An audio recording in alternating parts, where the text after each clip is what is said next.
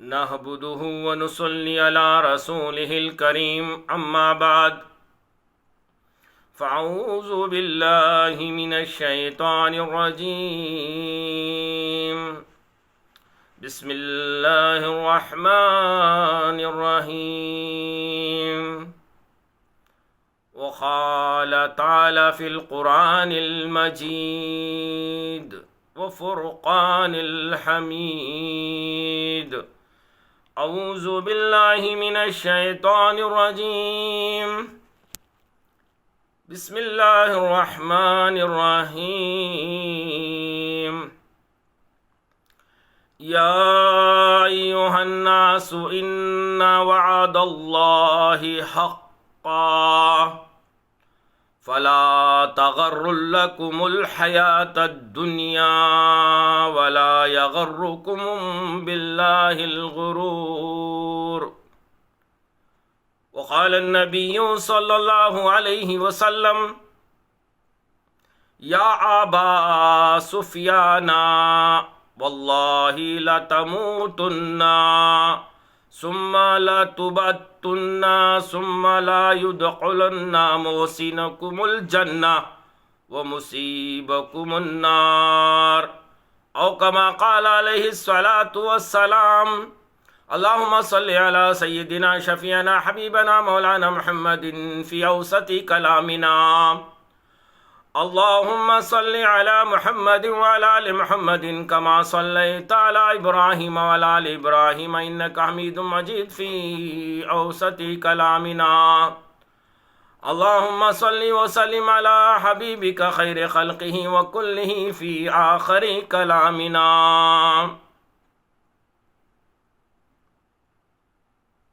محترم بزرگوں، عزیز نوجوانوں،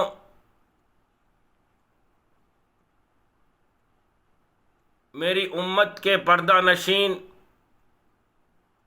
ماؤں، بہنوں اور بیٹیوں اور مدارس دینیہ کے طالبات و طلبات اور ننھے منھے بچوں، السلام علیکم ورحمۃ اللہ وبرکاتہ۔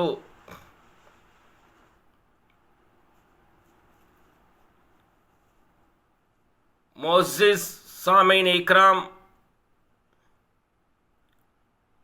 اللہ رب العالمین کا احسان و کرم ہے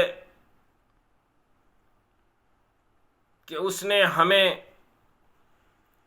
آدم انسان بنا کر اس دنیا کے اندر پیدا فرمانے کے بعد ایک عظیم نعمت سے اللہ تبارک و تعالیٰ نے ہمیں نوازا ہے، وہ ہے ایمان کی جیسی نعمت دولت اللہ نے ہمیں نوازا ہے۔ محترم بزرگوں، عزیز نوجوان ساتھیوں، میں آپ حضرات کے سامنے آج حاضر ہونے کا مقصد ایک عظیم عنوان کو لے کر حاضر ہوا ہوں کہ دور حاضرہ کے اندر ریاست کرناٹک کی عدلیہ نے شریعت کے ایک جز کو، جسے پردہ عورتوں کے لیے اللہ تبارک و تعالیٰ نے جو منتخب فرمایا ہے، پردہ یعنی حجاب کے لحاظ سے جو انصاف کے دائرے میں غلط فہمی کی وجہ سے غلط انصاف لوگوں کو، امت کو جو دیا ہے، اس کے اندر انہوں نے حجاب کو اسلامی جز نہ ہونے کی تجویز رکھی ہے۔ اسی عنوان کے تحت میں آپ حضرات کے سامنے اس کے بالمقابل حجاب اسلام کا ایک جز ہی نہیں بلکہ فرض عین ہے، اس بات کو ثابت کرنے کے لیے قرآن اور حدیث کے روشنی میں چند آیت اور احادیث کو آپ حضرات کے سامنے رکھنے کی غرض سے حاضر ہوا ہوں۔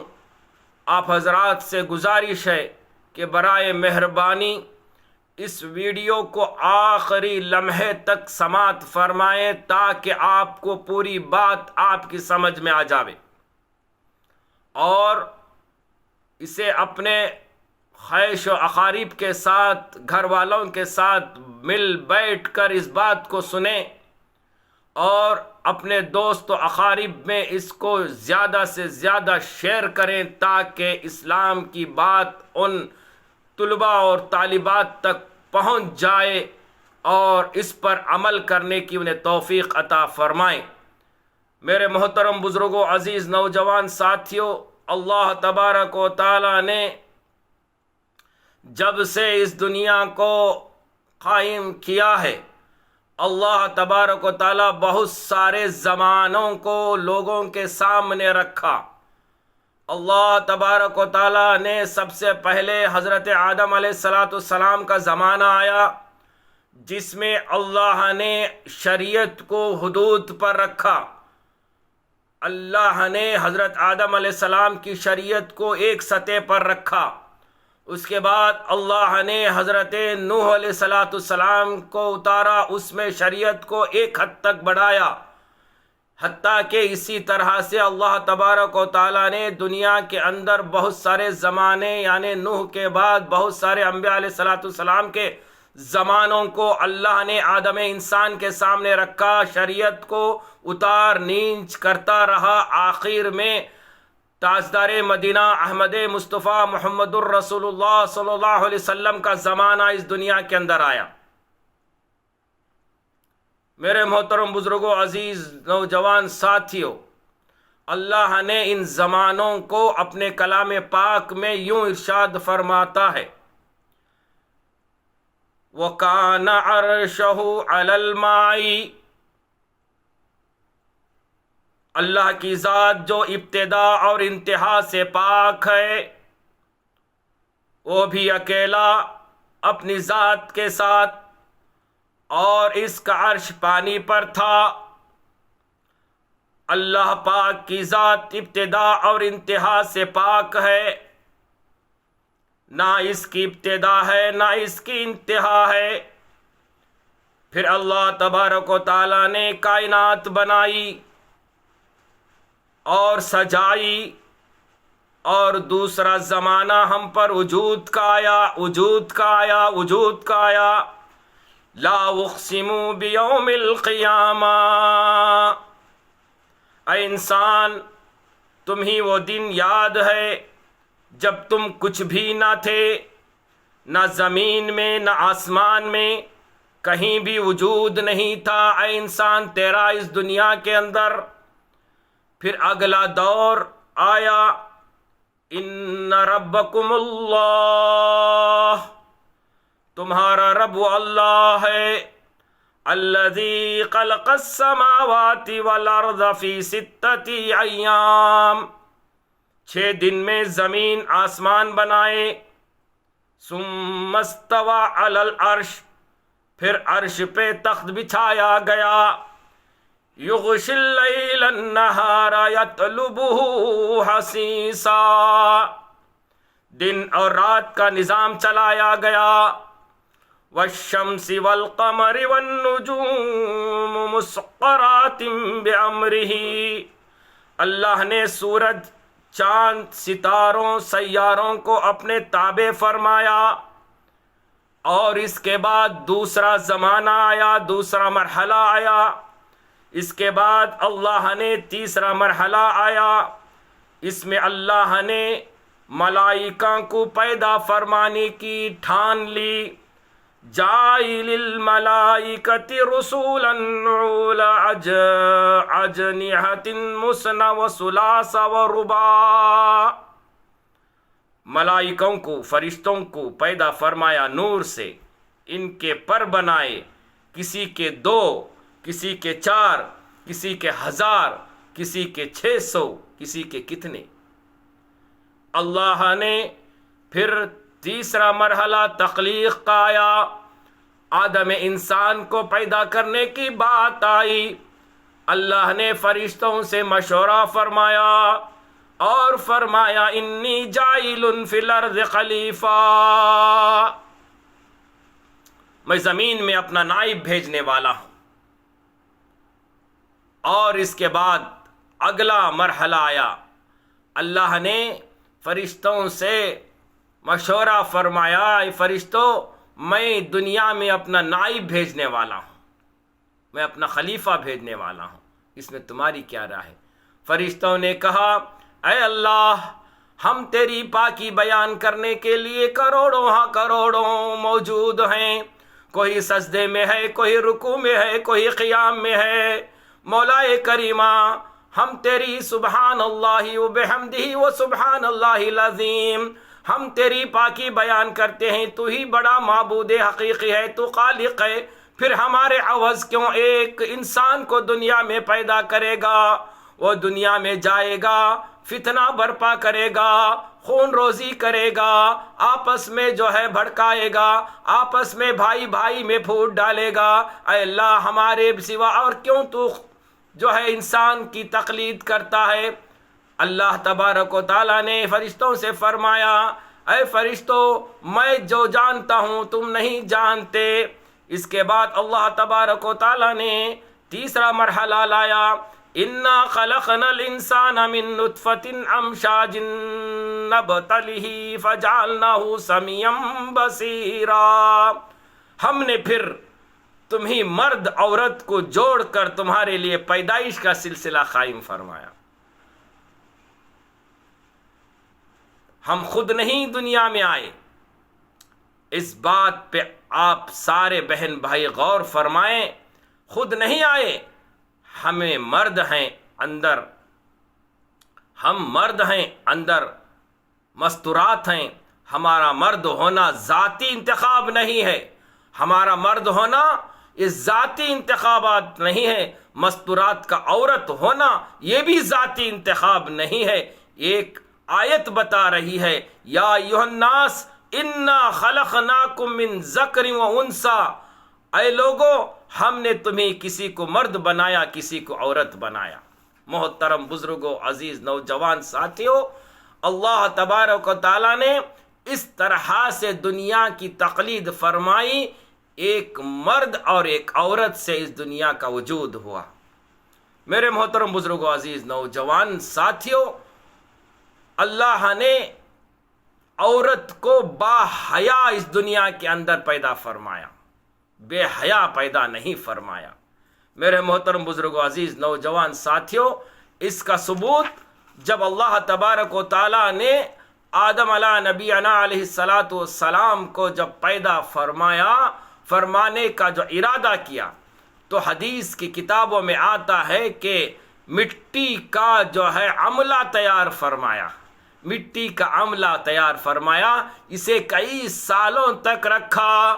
اس کے بعد اللہ تبارک و تعالیٰ نے اس مٹی سے ایک پتلا بنایا جو برہنہ نہ تھا، جو ننگا تھا، نہ اس کے جسم پر کپڑا تھا۔ اللہ نے اس کے اندر روح پھونکی، اس کے بعد اس کو آدم کا نام دیا۔ آدم علیہ السلام کو اس کے بعد جنت میں رکھا، جنت کا لباس پہنایا گیا۔ میرے محترم بزرگوں، عزیز نوجوان ساتھیوں، مرد جب پیدا ہوا تو جو ہے ننگا تھا، اللہ تبارک و تعالیٰ نے اسے جو ہے جنت کا لباس پہنا کر جنت میں رکھا۔ کئی سالوں تک اللہ تبارک و تعالیٰ نے حضرت آدم علیہ السلام اکیلے تھے، وہ اپنی اکیلاپن محسوس کر رہے تھے۔ اللہ نے دیکھا میرا بندہ جب سوتا ہے تو ادھر کروٹ لیتا ہے اور ادھر کروٹ لیتا ہے، یہ جو ہے اکیلاپن محسوس کر رہا ہے، اس کے سکون کے لیے کوئی ایک ساتھی کی ضرورت ہے۔ تو اللہ تبارک و تعالیٰ نے حضرت آدم علیہ السلام کے پسلی سے، بائیں پسلی سے ماما ہوا کو پیدا فرمایا۔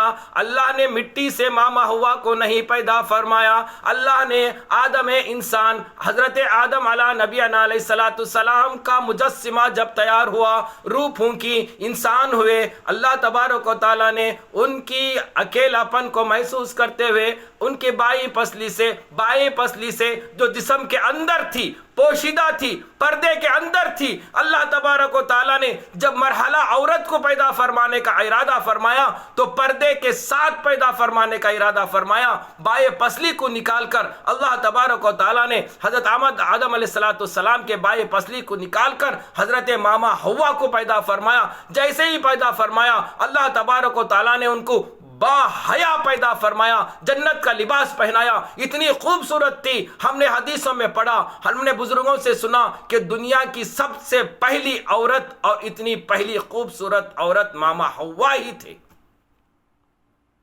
جب پیدا ہوئے تو پردے کے ساتھ پیدا ہوئے، اللہ نے ان کو جنت کا لباس پہنایا اور سر کو ڈھانک کر پیر سے لے کر سر تک ڈھانک دیا اور ان کو حضرت آدم علیہ السلام کے پہلو میں لٹا دیا۔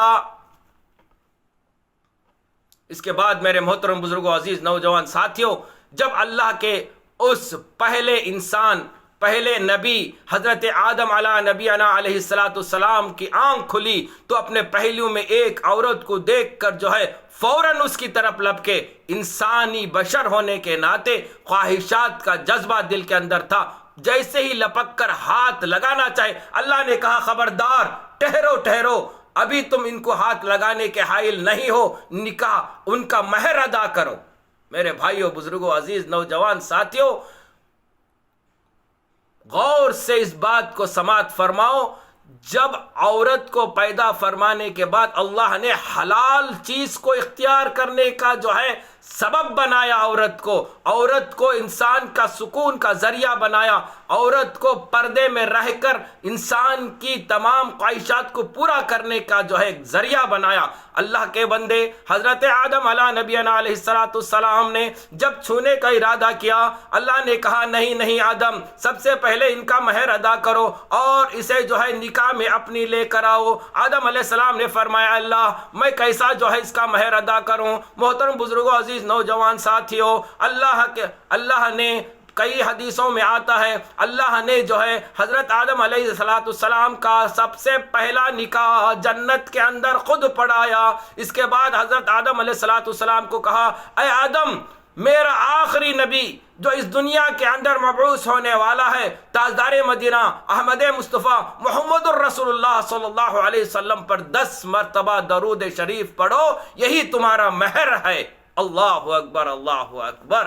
قربان جائیے اس نبی اکرم صلی اللہ علیہ وسلم کی شریعت پر، جو شریعت آج انسانوں کو راہ راست دکھاتی ہے، جو شریعت جو ہے انسانوں کو انسان بناتی ہے، جو شریعت مسلمانوں کو ایمان کا جذبہ دیتی ہے، اور جو اللہ تبارک و تعالیٰ نے اس نبی کے عوض ہمیں ایک کتاب دیا جسے قرآن مجید کہا جاتا ہے، جو زندگی کا جو ہے ایک سلیقہ ہمیں دیتی ہے۔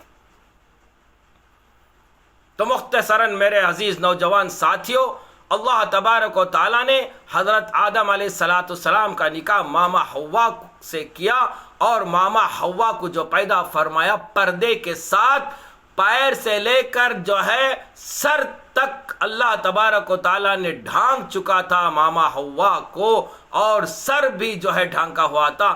پیدا ہوئی عورت تو حیا کے ساتھ پیدا ہوئی، اور جب اس دنیا سے جائے گی تو عورت جو ہے پردے کے ساتھ دنیا سے جائے گی۔ اس کی دلیل اللہ کے رسول صلی اللہ علیہ وسلم کی اس حدیث سے میں آپ حضرات کے سامنے رکھنا چاہتا ہوں۔ میرے محترم بزرگوں، عزیز نوجوان ساتھیوں، بخاری شریف کی ایک حدیث ہے، یہ بخاری شریف ہے، اس کے اندر جو ہے صفحہ نمبر 545 کے اندر حضرت حسن بصری رحمۃ اللہ علیہ کہتے ہیں کہ حدیث جو ہے، حدیث کا عنوان ہے میت پر کپڑے لپیٹنے کی کیفیت۔ حسن بصری رحمۃ اللہ علیہ کہتے ہیں کہ عورت کے لیے 1/5واں کپڑا بھی ہونا چاہیے جس سے قمیص کے تلے، رانے اور سرے باندھے جائیں۔ اس حدیث کے ذیل میں امام حسن بصری کا مذہب ہے کہ عورت کے کفن میں 5 کپڑے سنت ہیں۔ احمد اور ابو داود کی روایت میں لیلہ بنت خافس سے یہ ہے کہ میں بھی ان عورتوں میں تھی جنہوں نے حضرت ام کلثوم کو غسل دیا۔ ام کلثوم کو غسل دیا، پہلے آپ نے کفن کے لیے تہبند دیا، پھر کرتا، پھر اوڑھنی، یعنی سر بندھن، یعنی سر بندھن، سر پر باندھنے کے لیے ایک کرتا، ایک چادر بھی تھی، موتا کے سر پر باندھنے کے لیے سر بندھن بھی پھر دیا، پھر لفافہ میں لپیٹ دی گئی۔ معلوم ہوا کہ عورت کے کفن میں یہ 5 کپڑے سنت ہے۔ اگر جو ہے اللہ تبارک و تعالیٰ نے عورت کو حیادار بچپن سے بنایا اور مرنے کے بعد بھی اس دنیا سے عورت جاری ہے تو با حیا اس دنیا سے جائے گی۔ میرے محترم بزرگوں، عزیز نوجوان ساتھیوں، اس سے پہلے میں نے ایک ویڈیو آپ حضرات کے سامنے جو ہے ارسال کیا تھا، جو موجودہ ہندوستان کے موجودہ حالات اور جو ہے حجاب کے تعلق سے ایک ویڈیو اس کے اندر آپ حضرات کے سامنے میں ارسال کیا تھا۔ اس کے اندر حجاب کے تعلق سے قرآن مجید کی آیت نمبر اور سورت نمبر با ترتیب آپ حضرات کے سامنے رکھا تھا۔ اس کے اندر 4 جو ہے مشورے میں نے آپ حضرات کے اندر دیا تھا۔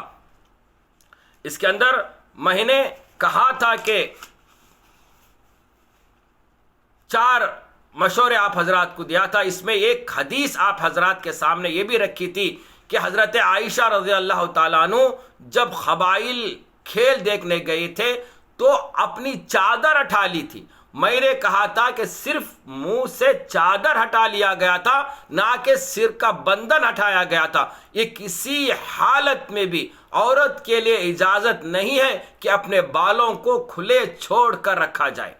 اللہ اکبر! اللہ کے رسول صلی اللہ علیہ وسلم نے فرمایا، جو عورت گھر کے اندر کھلے بال چھوڑ کر بیٹھی رہے گی اس کے گھر کے اندر رحمت کے فرشتے داخل نہیں ہوں گے۔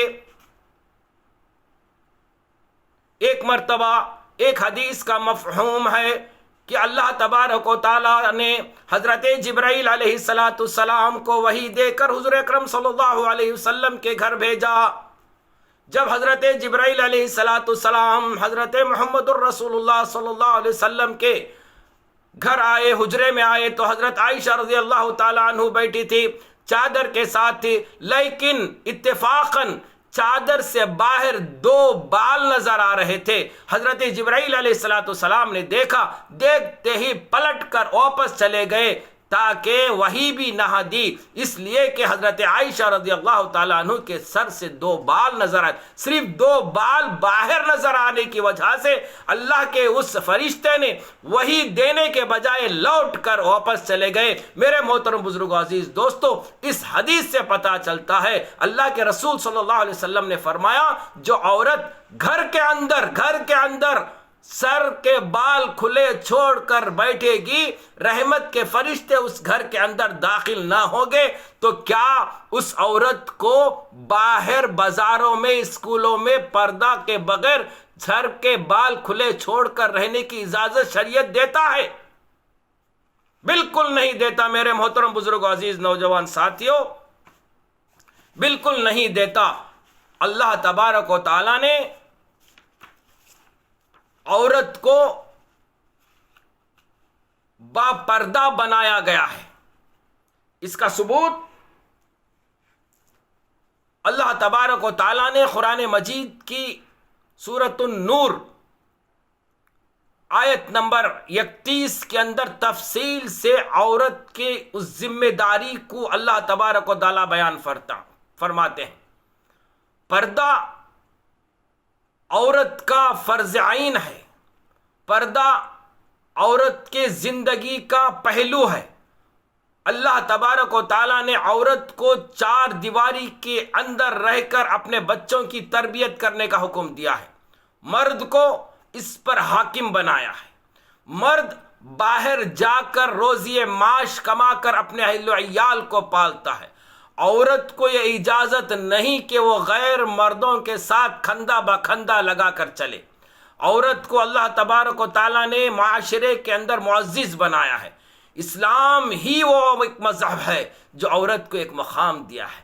محترم بزرگوں، عزیز نوجوان ساتھیوں، اللہ کے نبی صلی اللہ علیہ وآلہ وسلم کے بعثت سے پہلے اسلام کے اندر عورت کا کوئی مقام نہیں تھا۔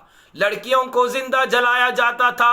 عرب کے اندر ایک رواج تھا، عورت کے اندر جو ہے عرب کے اندر ایک رواج تھا، حضور اکرم صلی اللہ علیہ وسلم کے آنے سے پہلے لڑکی کو جو ہے زندہ درگور کیا جاتا تھا، زندہ دفن کیا جاتا تھا۔ اس رسم کو قربان جائیے محسن اعظم محمد الرسول اللہ صلی اللہ علیہ وسلم نے آ کر اس غلط رسم کو مٹھایا۔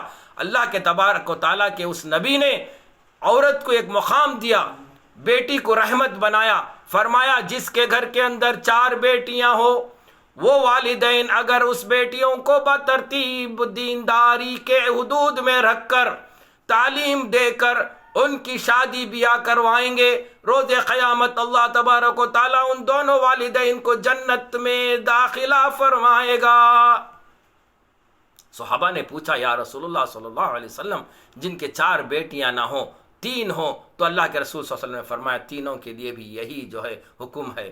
اور ایک صحابی نے پوچھا یا رسول اللہ صلی اللہ علیہ وسلم میرے پاس ایک بیٹی ہے، کیا میں بھی جو ہے جنت کا مستحق ہو جاؤں گا؟ اللہ کے رسول صلی اللہ علیہ وسلم نے فرمایا ہاں، تم اگر اس بیٹی کو شریعت کے حدود میں پال کر دینی تعلیم سے نواز کر اس کے جو ہے عروج کے موقع پر وہ جب بالغ ہو جائے گی اسے جو ہے اس کی امانت داروں تک پہنچائیں گے تو اللہ کی قسم تم بھی جو ہے جنت کا مستحق ہوگے۔ اللہ اکبر، اللہ اکبر۔ بیٹی کا ایک مقام ہے، بیٹی ماں بنتی ہے، بیٹی بہو بنتی ہے، ماں بن کر لوگوں کو یہ دعوت دیتی ہے کہ میرے قدموں کے نیچے جنت ہے۔ ماں کی خدمت کرنے سے اللہ تبارک و تعالیٰ نے جنت کا ایک نمونہ بنایا۔ بیٹی گھر کے لیے رحمت ہے، بہو گھر کی ایک سنہری، گھر کو سنوارتی ہے۔ میرے محترم بزرگوں، عزیز دوستو، بہر کیف اللہ تبارک و تعالیٰ نے عورت کو باحجاب بنا کر اس دنیا کے اندر پیدا فرمایا، با حیا بنا کر پیدا فرمایا۔ اس کی دلیل اللہ تبارک و تعالیٰ نے اپنے قرآن مجید کی سورۃ النور کی آیت نمبر 31 میں فرماتا ہے مسلمان عورتوں سے کہو، فرماتا ہے کہ مسلمان عورتوں سے کہو وہ بھی اپنی نگاہیں نیچے رکھیں اور اپنی عصمت میں فرق نہ آنے دیں، اپنی عصمت میں فرق نہ آنے دیں، اور اپنی زینت کو ظاہر نہ کریں، اور اپنی زینت کو ظاہر نہ کریں سوائے اس کے جو ظاہر ہے، یعنی جو سوائے اس کے جو ظاہر ہے، اور اپنے گریبانوں پر ووڑنیاں ڈالے رہیں اور اپنی آرائش کو کسی کے سامنے ظاہر نہ کریں، اپنے آرائش کو کسی کے سامنے ظاہر نہ کریں سوائے اپنے خاندانوں کے، سوائے اپنے خاوندوں کے، یا اپنے والد کے، یا اپنے خسر کے، یا اپنے لڑکوں کے، یا اپنے خاندان کے لڑکوں کے، یا اپنے بھائیوں کے، یا اپنے بھتیجوں کے، یا اپنے بھانجوں کے، یا اپنے میل جول کی عورتوں کے، یا غلاموں کے، یا ایسے نوکر چاکر مردوں کے جو شہوت والے نہ ہوں، یا ایسے بچوں کے جو عورتوں کے پردے کی باتوں سے مطلع نہیں۔ اس طرح زور زور سے پھر کہا گیا، اس طرح سے زور زور سے پاؤں مار کر نہ چلیں، اللہ اکبر، پاؤں مار کر نہ چلیں، ان کی پوشیدہ زینت معلوم ہو جاوے۔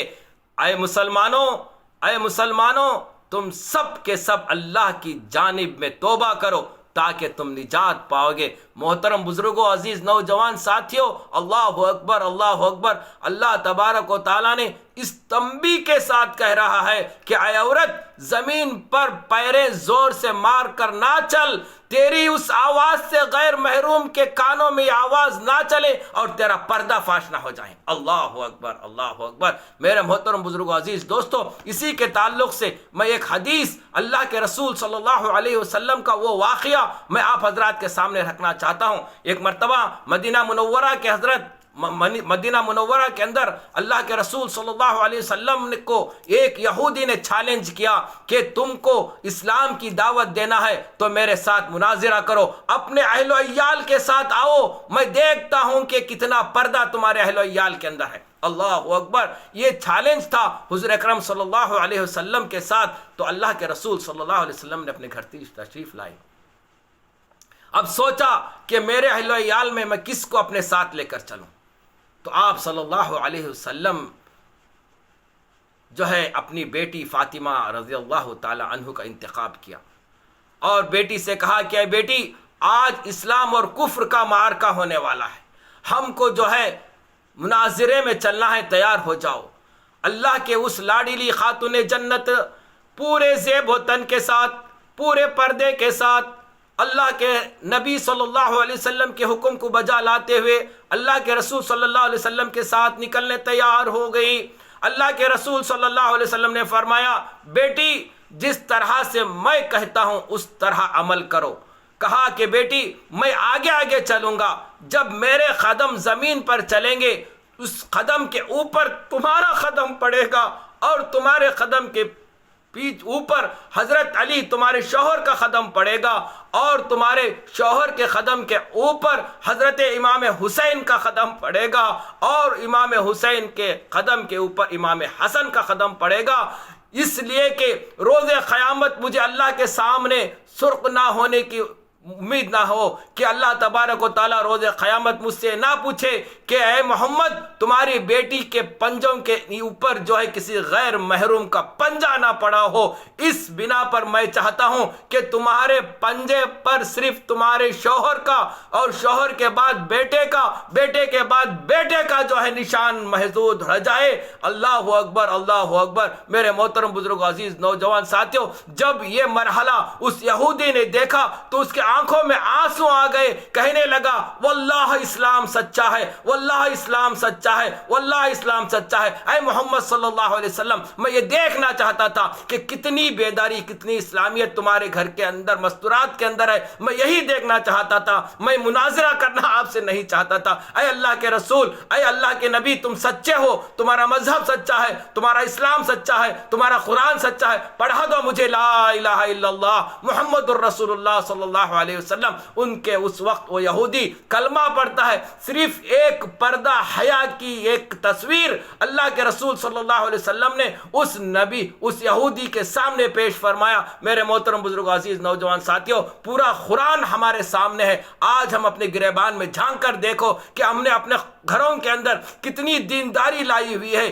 کتنی شریعت کے پابند ہیں. میرے محترم بزرگ عزیز نوجوان ساتھیوں، اس کا وبال آج ہمارے آنکھوں کے سامنے آ رہا ہے.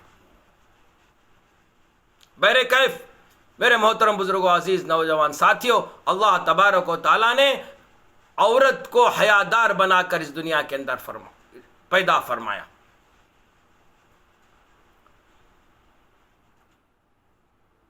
اللہ تبارک و تعالیٰ نے ارشاد فرمایا، میں نے عورت کو اپنے گھر کی چار دیواری میں رہنے کا حکم دیا ہے. پردے کے ساتھ رہ کر اگر وہ اپنے اہل و عیال کی پرورش کرے گی تو روز قیامت میں اس کو جنت کے حوروں کے ساتھ مشابہ کروں گا. اللہ تبارک و تعالیٰ فرماتا ہے، اللہ تعالیٰ دنیا کی مومن عورتوں کو ایسا جمال بخشے گا روز قیامت. اللہ اکبر. کس بنیاد پر؟ پردے کی بنیاد پر ایسی خوبصورتی بخشے گا. جنت کی وہ حور جس کے بارے میں اللہ کے حبیب صلی اللہ علیہ وسلم کے ارشاد ہے، سمندر میں تھوک ڈالے تو سمندر میٹھا ہو جائے گا، سورج کو انگلی دکھائے تو سورج نظر نہ آئے گا. ایسی خوبصورت جمال والی سے اللہ تعالیٰ کی دنیا کی ایمان والی عورت کو 70,000 گنا زیادہ خوبصورتی عطا فرمائے گا. اللہ اکبر، اللہ اکبر. اور ان کے سر کے بال یاد رکھیں، غور سے سنیں، اور ان کے سر کے بال سر کی چوٹی سے لے کر پاؤں کی ایڑی تک جائیں گے، اور ان کے بالوں کو اٹھانے کے لیے جنت کی حوریں ہوں گی جو ان کے بال اٹھائیں گے، اور ان کی سر کی مانگیں ایسی روشنی نکلے گی جو ساری دنیا کو چمکا دے گی. اور اللہ تبارک و تعالیٰ ان کے سر پر جو دوپٹہ اڑائے گا. اللہ اکبر، اللہ اکبر. آپ رسول اللہ صلی اللہ علیہ وسلم نے فرمایا، اگر وہ آسمان میں بیٹھ کر یوں دوپٹے کو لہرا دے تو ساری کائنات میں خوشبو پھیل جائے گی. یہ کس کے لیے؟ ایک مومن عورت کے لیے، ایک پردہ دار عورت کے لیے جو اپنے سر کا بندھن نہ توڑے گی، نہ بالوں کو دوسروں کے سامنے نمائش کے لیے دکھائے گی. اس عورت کو اللہ تبارک و تعالیٰ نے جنت کے حوروں سے 70 گنا خوبصورتی روز قیامت کے اندر دے گا. اور اس کے جو بالوں سے خوشبو نکلے گی وہ ساری دنیا کے اندر اگر خوشبو پھیلائی جائے گی تو ساری دنیا کے اندر معطر دنیا ہو جائے گی۔ یا رسول اللہ صلی اللہ علیہ وسلم جنت کی عورت اچھی ہے؟ فرمایا نہیں نہیں، دنیا کی عورت کا مقام اونچا ہے۔ اللہ اکبر اللہ اکبر۔ صحابہ نے پوچھا یا رسول اللہ جنت کی حور اچھی ہے یا دنیا کی عورت اچھی ہے؟ دنیا کی عورت کا مقام اونچا ہے۔ اللہ کے رسول صلی اللہ علیہ وسلم نے فرمایا دنیا کی عورت کا مقام اونچا ہے۔ یا رسول اللہ وہ کیسے؟ آپ نے فرمایا ان کی نماز کی وجہ سے، ان کے روزوں کی وجہ سے، اور اللہ تعالیٰ کی فرما برداری کی وجہ سے ان کے چہروں کو اپنے نور سے نور دے گا۔ 40 سال وہ ایک دوسرے کو دیکھتے رہیں گے، دیکھنے کی لذت کم نہیں ہوگی۔ وَلَكُمْ فِيهَا مَا تَشْتَهِي أَنفُسَكُمْ وَلَكُمْ فِيهَا مَا تَدَّعُونَ نُزُلًا مِّن غَفُورٍ رَّحِيمٍ۔ اب بولو کیا چاہتے ہو؟ جو چاہتے ہو وہی کروں گا، چونکہ اب تم مہمان ہو، میں میزبان ہوں۔ ہاں ہاں، یہاں کا بڑا سجدے میں اور میرے سامنے آنسوؤں سے بھگا دے اپنے زمین کو اور لگا دے اپنے آنسوؤں کے ڈھیر، پھر میری رحمت کے دروازے کھلتا دیکھ، اور وہاں کیا ہوگا؟ جو اللہ تعالیٰ اپنا دیدار کلائے گا۔ اللہ اکبر اللہ اکبر۔ میرے محترم بزرگوں، عزیز نوجوان ساتھیوں، یہ ایک مومن عورت کے اوصاف اللہ تبارک و تعالیٰ نے قرآن مجید کے اندر ارشاد فرمایا ہے۔ ایک مومن عورت کو اللہ تبارک و تعالیٰ نے جنت کے حوروں سے متشبہ کیا ہے، اور دنیا کی وہ پردہ دار عورت کا مقام جنت کے حوروں سے بھی زیادہ اللہ کے رسول صلی اللہ علیہ وسلم نے ارشاد فرمایا۔ میرے محترم بزرگوں، عزیز دوستو، اور اس سے اور بڑی دلیل کیا چاہیے جو اسلام کا جز ہے حجاب۔ میرے عزیز نوجوان ساتھیوں، جو یہ دنیا کی عدالت نے جو فیصلہ دیا ہے، یہ عدالیہ کا فیصلہ نہیں ہے۔ ہندوستان آج ایک ایسے مرحلے پر گزر رہا ہے جو ایک ظالم بادشاہ اس پر حکومت کر رہا ہے۔ اللہ کے رسول صلی اللہ علیہ وسلم نے ارشاد فرمایا تھا، فرمایا نبی کریم صلی اللہ علیہ وسلم نے، میری امت جب دنیا کو بڑی چیز سمجھنے لگے گی، دین کو پس پشت ڈالے جائے گی، امر بالمعروف نہیں عن المنکر کو چھوڑ بیٹھے گی، مبادہ ایک زمانہ آئے گا اس پر جو ہے ایک ظالم بادشاہ مسلط کیا جائے گا جو مسلمانوں کی آبرو ریزی کرے گا، مسلمانوں کی شریعت پر جو ہے مداخلت کرے گا۔ وہ دن ہمارے آنکھوں کے سامنے موجود ہے۔ میرے عزیز نوجوان ساتھیوں، بزرگوں، یہ فسطائی طاقتیں مسلمانوں کو ہندوستان کے اندر دوسرا نمبر کا شہری بنانے پر تلے ہیں۔ ان کی حکومت کے کچھ بھی جو ہے پالیسیاں نہ ہونے کی وجہ سے ہندو مسلم میں جو ہے تناؤ پیدا کر کے اپنی سیاسی کرسیاں چمکانے میں پڑے ہوئے ہیں۔ انہوں نے بہت سے مرحلوں کو دیکھا اور مرحلوں کو پیش کیا مسلمانوں کے سامنے اور ہندوستان کی عوام کے سامنے۔ کبھی مسجد کا مسئلہ لاتے، کبھی مندر کا مسئلہ لاتے، کبھی 3 طلاق کا مسئلہ لاتے، کبھی 370 کا مسئلہ لاتے، کبھی کشمیر کا مسئلہ لاتے۔ ان تمام ہتھ کنڈوں کو اپنا کر اپنی جو ہے کرسی میں کامیاب ہوتے چلے گئے۔ لیکن فی الحال جب 5 ریاستوں کا جو چناؤ ہوا تھا، اس کے اندر ان کے پاس کوئی جو ہے ہتھ کنڈا نہیں تھا۔ انہوں نے جو ہے حجاب کا مسئلہ اچھالا۔ اتفاقاً جو ہے یہ مسلمانوں کے اندر جو ہے ایک جو ہے بڑا مسئلہ بن گیا۔ مسلمان بے خوفی کی وجہ سے اس کو جو ہے عدالت میں لے گئے۔ عدالت بھی جو ہے ان کی ہے، پولیس بھی ان کا ہے، محکمہ بھی ان کا ہے، سب کچھ ان کے ہاتھوں آج چل رہا ہے۔ حتیٰ کہ عدل کے جو انصاف گدی میں بیٹھے ہیں، جو لوگوں کو انصاف دلانا چاہیے تھا، لیکن حکومت کی بولی، حکومت کا تحریر، حکومت کی آواز عدالت کے ذریعے سے لوگوں تک پہنچایا جا رہا ہے۔ ایسا ہی ہوا حجاب کا مسئلہ جو ہے کرناٹک کی جو عدلیہ نے جو اعلان فرمایا ہے، یہ عدلیہ کا انصاف نہیں تھا۔ یہ حکومت کی تحریر کردہ ایک تحریر کو عدالت کے ذریعے سے سنوایا گیا ہے۔ اس کے اندر مسلمانوں کی شریعت میں مداخلت کی گئی ہے۔ انہوں نے کہا کہ اسلام میں جو ہے حجاب کا ایک جز نہیں ہے۔ محترم بزرگوں دوستوں، ان کی منشا ہے مسلم لڑکیوں کو، طالبات طلبات کو تعلیم سے محروم کیا جائے تاکہ آنے والے مرحلوں میں وہ جو ہے کسی عہدے پر فائز نہ ہو۔ حتیٰ کہ جو ہے بتایا جاتا ہے کہ کچھ مہینوں پہلے، اللہ اکبر اللہ اکبر، اللہ کا کرم ہے کہ مسلم طالبات طلبات نے جو ہے بہت سے جو ہے ایگزامات کے اندر پاس ہو کر جو ہے بڑے بڑے عہدوں پر فائز ہونے لگے۔ تو یہ سنگی قسم کے حضرات جو ہے یہ جو ہے اپنے دل کے اندر جلن محسوس کرتے ہوئے ایسا ہی اگر ہوتا رہا تو مسلم آبادی بڑھ جائے گی، ہندوستان کے اندر مسلم لڑکیاں جو ہے عہدے پر فائز ہو جائے گی اور ہمارے ارادے ناکام ہو جائیں گے۔ اس بنیاد کو مد نظر رکھ کر انہوں نے تعلیمی معیار کے اندر لڑکیوں کے تعلیم کو روکنے کے لیے مسلمانوں کے اوپر جو ایک ہتھ کنڈا جو ہے استعمال فرمایا، وہ حجاب کا تھا۔ مسلم لڑکیوں کے سروں سے جو ہے حجاب کو اتروا کر ان پر شیطانی مسلط کر کر اور ان کو جو ہے اپنے شکنجے میں پھانسنے کی ایک چال تھی RSS کی۔ لیکن قربان جائیے ان مسلم طالب و طلبات پر، انہوں نے اپنے ایمان کو بیچنے سے قاصر رہ گئے۔ میرے محترم بزرگوں، عزیز نوجوان ساتھیوں، یہ جو فیصلہ آیا ہے یہ مسلم شریعت کے خلاف ہے۔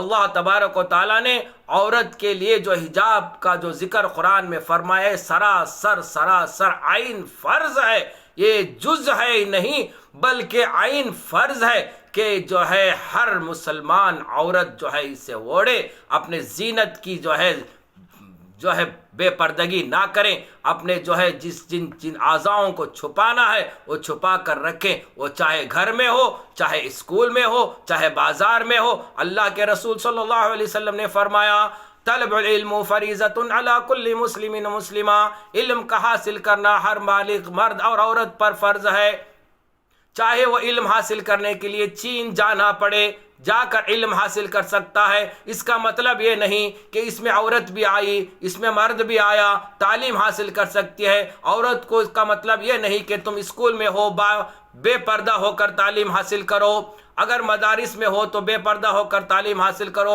اور گھر میں ہو تو پردہ ہو۔ یہ بات کہیں نہیں لکھا گیا ہے۔ جب ایک حکم اللہ کا نازل ہوتا ہے تو وہ ہر جگہ کا اپنانے کا حکم ہوتا ہے۔ اللہ نے 5 وقت کی نماز اللہ نے اس امت کو دیا۔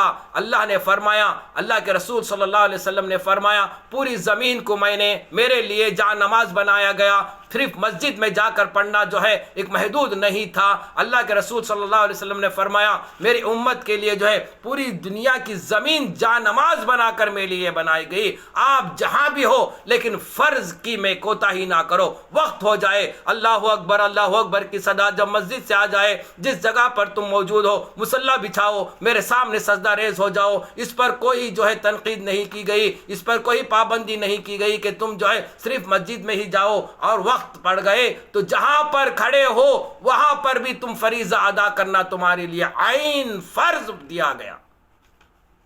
اسی طرح سے عورت کو یہ حکم دیا گیا، چاہے تم اسکول کے مرحلے میں ہو، چاہے تم بازار کے مرحلے میں ہو، چاہے تم گھر کے اندر ہو، تم کو پردہ کرنا ہے، کرتے ہی رہنا ہے۔ پیدائش سے لے کر موت تک تم کو پردے کے اندر رہنا ہے۔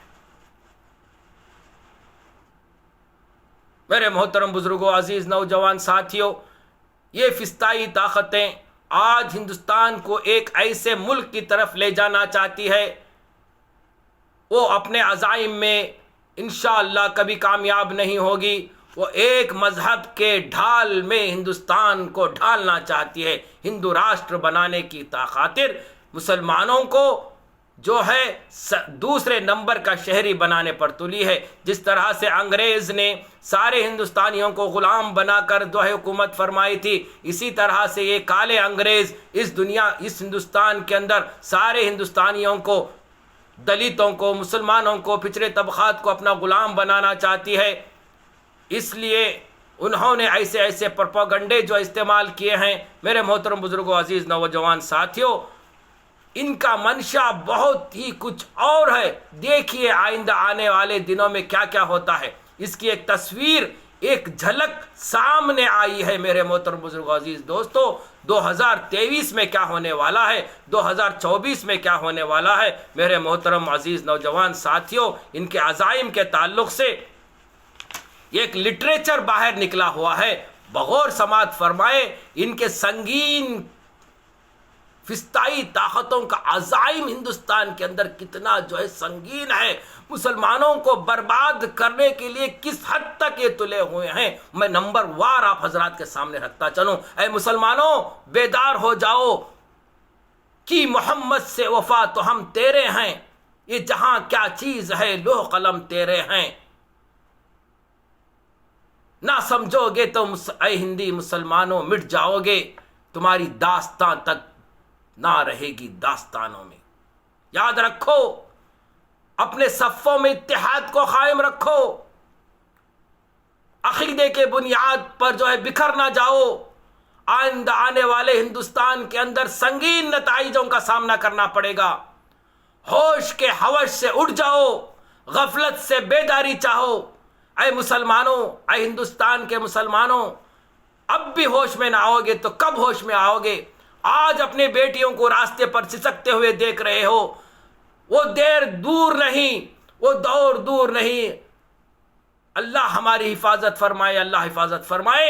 وہ سنگین گنڈے، کالے انگریز کی ناجائز اولاد، گوڈسے کی ناجائز اولاد، نہ جانے مسلمانوں کے گھروں میں گھس کر عورتوں کے ساتھ کیا معاملہ فرمائیں گے، وہ دیر دور نہیں۔ وہ آنے سے پہلے اپنے ہوش سنبھالو،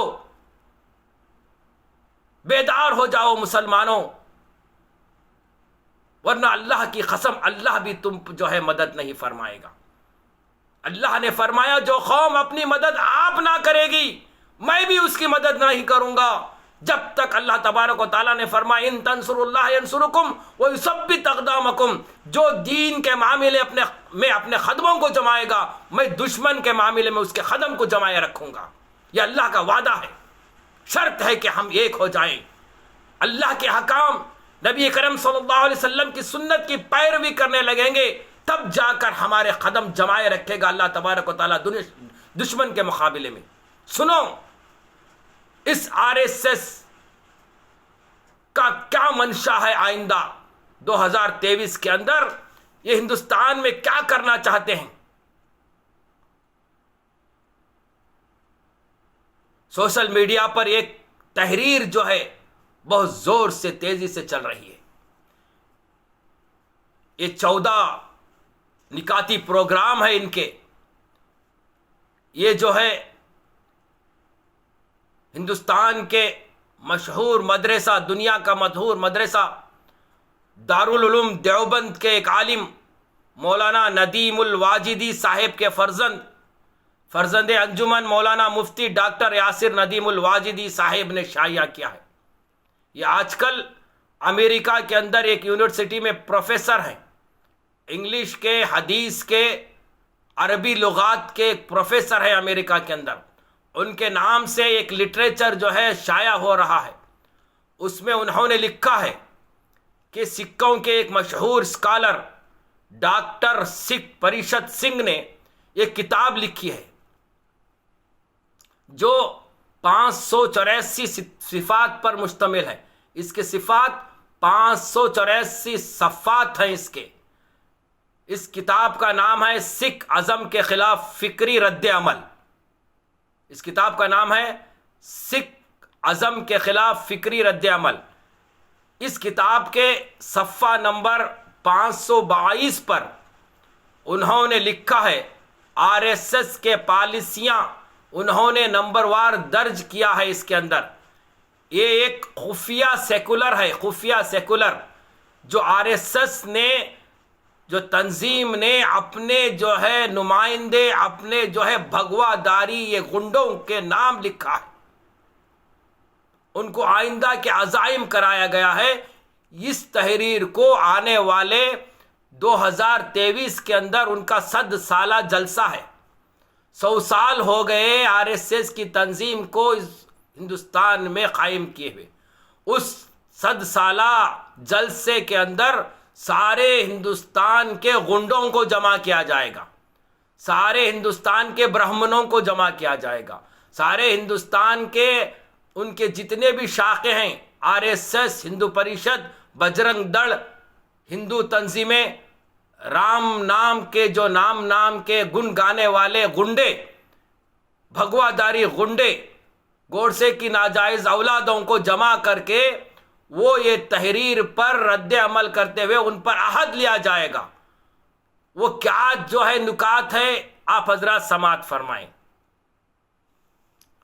وہ لکھتے ہیں کہ نمبر 1، RSS چاہتی ہے کہ ہندوستان میں زیادہ سے زیادہ دھماکے کے لیے بارود اور ہتھیار جمع کریں۔ نمبر 1 ان کا جو ہے عزائم یہ کرا رہے ہیں کہ ہندوستان کے اندر دھماکہ کرانے کے لیے زیادہ سے زیادہ بارود اور ہتھیار جمع رکھیں۔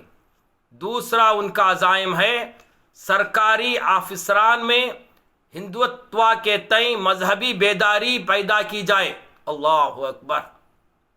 دوسرا ان کا جو ہے عزائم ہے سرکاری افسران میں ہندوتوا کے تئیں مذہبی بیداری پیدا کی جائے۔ تیسرا، طبی عملے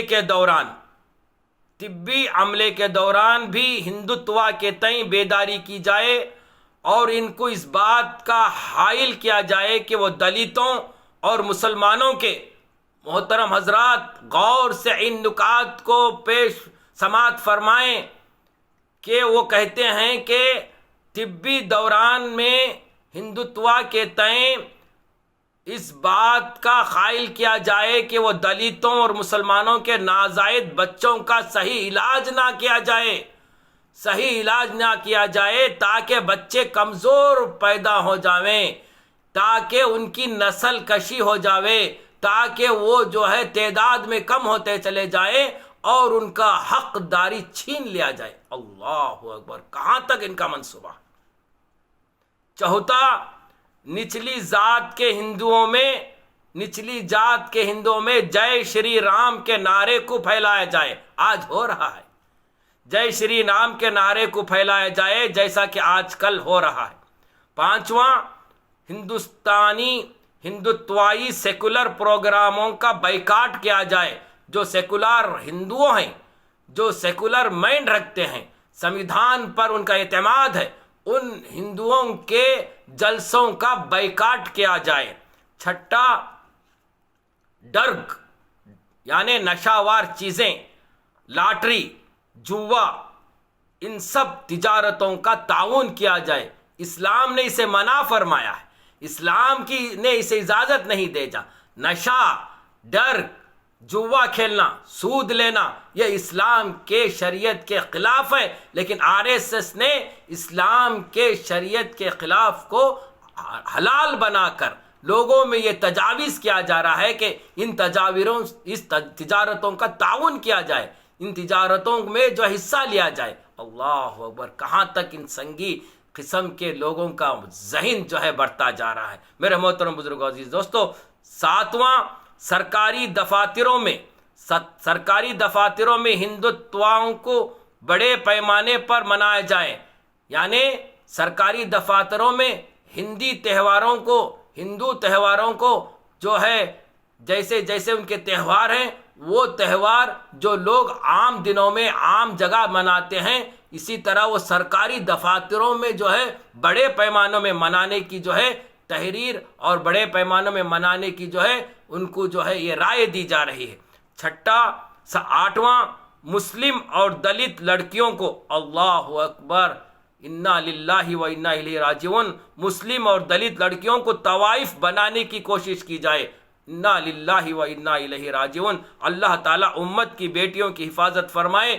یہ آٹھواں جو ان کا جو ہے عزائم ہے، اسی بنیاد کو، اسی جو ہے منشا کو انہوں نے بنیاد بنا کر آج مسلمانوں کے لڑکیوں سے سر کا دوپٹہ نکالنے کی کوشش کی۔ یاد رکھو، یہی ان کا ارادہ تھا کہ مسلم لڑکیوں کے جو ہے سر سے دوپٹہ نکل جائے گا، شیطان ان پر حاوی ہو جائے گا، شہوت ان کے اندر بھڑکے گی اور وہ جو ہے غیر محروم عورت مردوں کے ساتھ اپنا رابطہ قائم کرے گی۔ نعوذ باللہ من ذالک، یہ ان کا منشا ہے۔ انا للہ و انا الیہ راجعون۔ 9، اساتذہ کی مدد سے غیر سورن بچوں میں ایسی غذا فراہم کی جائے اس سے ان کے جسمانی افزائشیں متاثر ہو جائیں، یعنی اسکولوں کے اندر ایسی غذا جو ہے دی جائے جس سے بچوں کی جسمانی افزائشیں، یعنی جو ہے تمام اعضاء جو ہے کمزور ہوتا چلا جائے۔ یا اللہ، اللہ امت کی حفاظت فرمائے۔ 10واں، SC/ST کے بچوں میں ہندو ازم کو مضبوط کرنے کے لیے ان کو ہندو مذہبی اسکول میں داخل کروایا جائے۔ 11واں، فسادات کے دوران مسلم اور دلت خواتین کی عصمت دری کی جائے۔ نعوذ باللہ من ذالک۔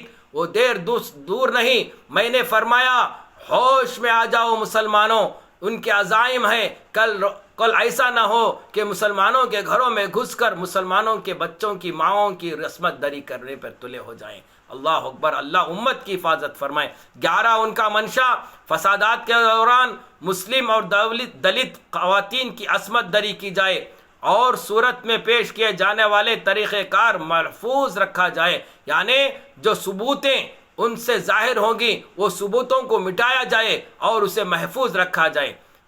12 غیر ہندو عبادت گاہوں کی قریب غیر یعنی مسلمانوں کے عبادت گاہوں کے قریب ہندو معبودوں کی تصاویر لگایا جائے اور ایسا لٹریچر عام کیا جائے جس سے یہ ثابت ہو کہ اصلاً یہ ہندوؤں کی عبادت گاہیں ہیں۔ اس تعلق سے RSS کے ہیڈ کوارٹر سے رابطہ قائم کرنے کی گزارش بھی کی گئی ہے۔ اللہ اکبر، کہ ایسے مسلمانوں کی عبادت گاہوں کے پاس ہندو دیوی دیوتاؤں کے تصویروں کو نصب کیا جائے۔ آج ہو رہا ہے، آج ہوا بھی ہے۔ آگے انشاءاللہ میں آپ حضرات کے سامنے اس کی تفصیل رکھوں گا کہ ان کا جو ہے 12واں جو ہے ان کا جو عزائم یہ ہے کہ مذہبی عبادت گاہوں کے ساتھ، یعنی مسلمانوں کی عبادت گاہوں کے قریب ہندو دیوی دیوتاؤں کے تصویروں کو نصب کیا جائے اور اس کو صحیح ثابت کرنے کے لیے ایسے لٹریچر جو ہے عوام کے سامنے پیش کیا جائے جس سے یہ ثابت ہو کہ یہ جگہ جو ہے غیر مذہب والوں کی ہے، یعنی ہندوؤں کی ہے، یا تو مندر کی ہے، یا تو اس دیوی دیوتاؤں سے جو ہے اس کے طرف مائل ہوتی ہے۔ ایسا لٹریچر قائم کیا جائے۔ اگر اس میں خلل پیدا ہو جاوے تو ہمارے ہیڈ کوارٹر یعنی RSS کے ہیڈ کوارٹر کو جو ہے رابطہ قائم کیا جائے۔ اللہ 13 جو ہے اسلام اور بدھزم کے خلاف 13واں ان کا جو ہے نکاتی پروگرام یہ ہے، اسلام اور بدھزم کے خلاف لٹریچر کو عام کیا جائے اور مہاراجا اشوک کو ہندو ثابت کیا جائے۔ مہاراجا اشوک ہندو نہیں تھا، وہ تو سناتن دھرم کا تھا، اس لیے اس کو جو ہے ہندو جو ہے ثابت کرنے کی کوشش کیا جائے۔ یہ بھی جو ہے ان کا ایجنڈا ہے۔ چوتھا جو ان کا ایجنڈا لائبریریوں سے ہندوستان کی تمام لائبریریوں سے اسلام، بدھزم، دیگر مذاہبوں کی لٹریچر کو بدذریعہ ختم کیا جائے۔ یہ ان کا 14 نکاتی پروگرام ہے۔ دوستو سنا آپ نے جس طرح سے RSS کا نظریہ جو اسلام دشمن کا ہے۔ بھائیوں، بزرگوں، عزیز نوجوان ساتھیوں، ہوش میں آ جاؤ، یہ ان کا 2023 کا ایجنڈا ہے، ہندوستان کو جو ہے ایک جو ہے ہندو راشٹر کی طرف جو ہے مائل کرنے کے لیے۔ لیکن اللہ کی ذات سے امید ہے، میں اللہ کی ذات کی قسم کھا کر کہتا ہوں، ان کی 7 پیڑھی بھی اس ہندوستان کے اندر حکومت پر فائز ہوگی۔ کسی کی مائی کے لال میں ہمت نہیں کہ ہندوستان کو کسی ایک مذہب کے رنگ میں جو ہے ڈھال دیا جائے۔ آخر یہ سب کیوں ہو رہا ہے؟ آخر کیوں ایسے بادشاہ کو اللہ نے مسلط فرمایا؟ میرے محترم بزرگوں، عزیز نوجوان ساتھیوں، آپ اپنے گریبان میں جھانک کر دیکھ لو، یہ ہمارے غلط اعمال کی وجہ سے، ہمارے اندر اتحاد نہ ہونے کی وجہ سے، ہمارے اندر بے علمی کی وجہ سے، ہمارے اندر بے دینی کی وجہ سے، میرے محترم بزرگوں، عزیز نوجوان ساتھیوں، اللہ کے رسول صلی اللہ علیہ وسلم نے آج سے 1400 سال پہلے اس کی پیشن گوئی کی تھی۔ میرے محترم بزرگوں، عزیز نوجوان ساتھیوں، اللہ تبارک و تعالیٰ کے نبی صلی اللہ علیہ وسلم نے اس کی پیشن گوئی کی تھی کہ ایک ایسے زمانے آئیں گے جس میں جو ہے مسلمانوں پر یہ ظلم جو ہے ڈھایا جائے گا۔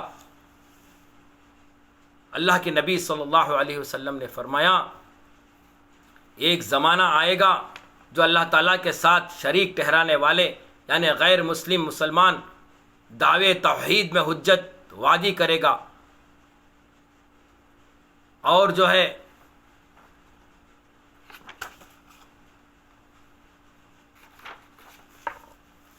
اور مسلمانوں پر ظلم و ستم کا بارش بہچال کرے گا۔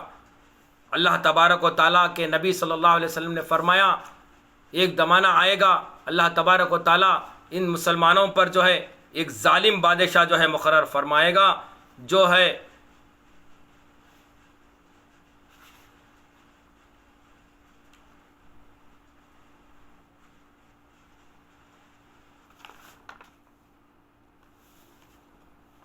ان کے اعمال بد اعمالوں کی وجہ سے وہ ان پر ظلم و ستم برسائے گا۔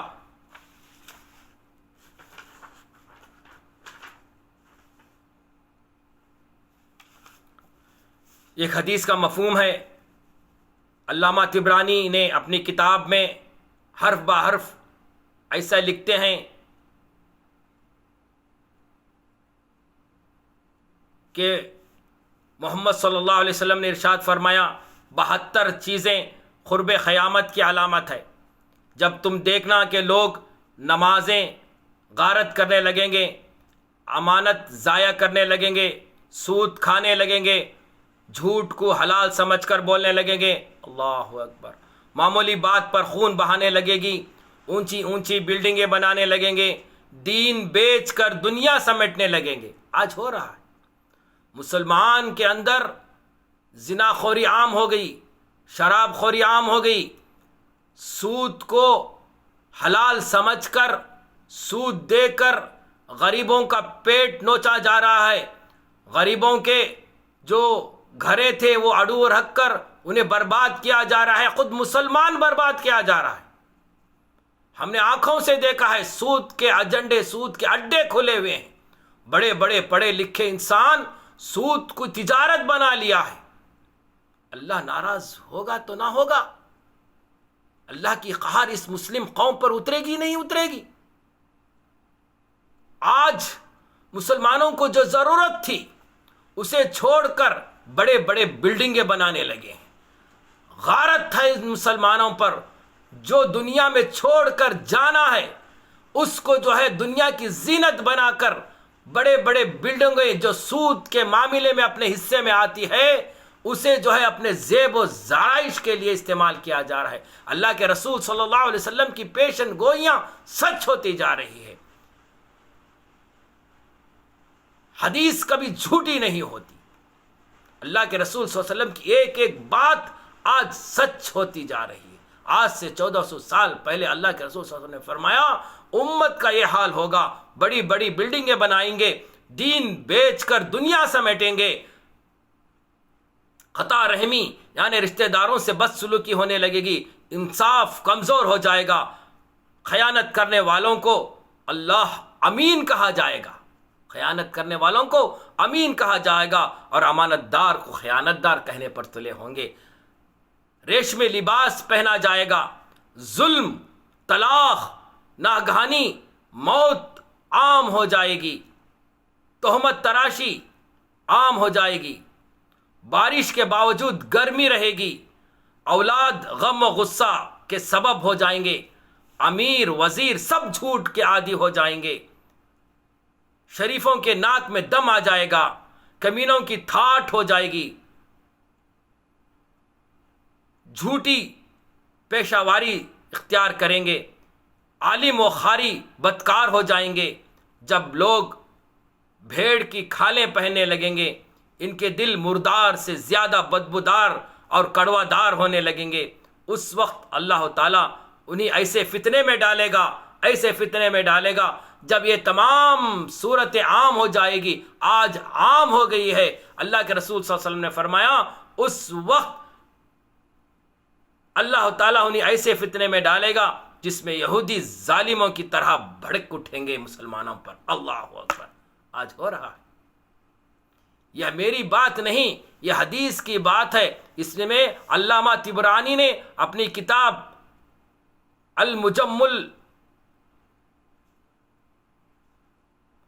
الوسط میں لکھا ہے، اور علامہ زیویلی نے مسند الفردوس میں اسے نقل کیا ہے، اور علامہ حسیانی نے اپنی کتاب مجموع زعادات میں نقل کیا ہے۔ یہ 3 حدیثوں کا کتابوں کا مجموعہ میں آپ حضرات کے سامنے بیان فرما رہا ہوں۔ جب ایسے حالات ہو جائیں گے تو اللہ تبارک و تعالیٰ اس قوم کو یہودیوں کے شکنجے میں ڈھکیل دے گا، ان پر ظلم کا شکار ان پر جو ہے حاوی ہو جائے گا۔ آج یہی حالات ہمارے سامنے۔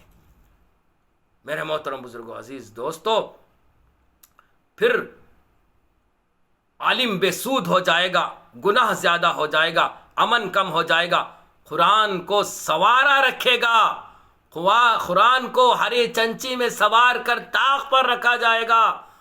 جب دنیا میں مردہ جائے گا اسے اٹھائے گا، جب شادی ہو جائے گی تو ہاتھ میں لے کر جو ہے دلہن کی بہن جو ہے آگے آگے جائے گی سر پر رکھ کر قرآن کو۔